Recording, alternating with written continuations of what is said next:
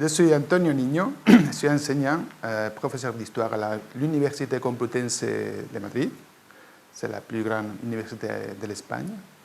Je suis venu invité par Madame Nancy Berthier faire une conférence à l'Institut sur l'histoire justement de cette institution. Je suis invité à faire la conférence parce que j'avais fait, c'est très longtemps, des recherches sur l'histoire de l'hispanisme français, justement.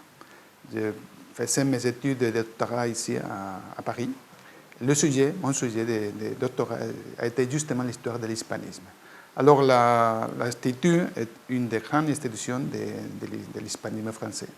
J'ai poursuivi les recherches avec les archives espagnoles sur cette histoire. Je vais montrer le résultat aujourd'hui. J'espère que bientôt aussi dans un petit bouquin, une monographie sur l'histoire de l'institution. L'originalité de cet institut était que du début c'est 1912, il était une institution binationale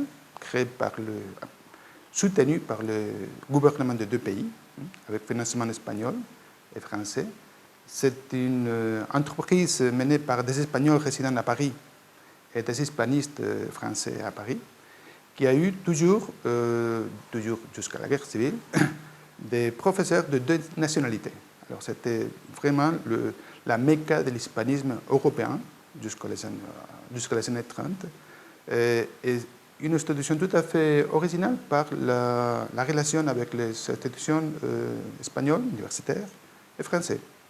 Alors c'était non seulement le plus grand berceau de l'hispanisme européen, mais aussi avec un enseignement plus complet, si on peut dire.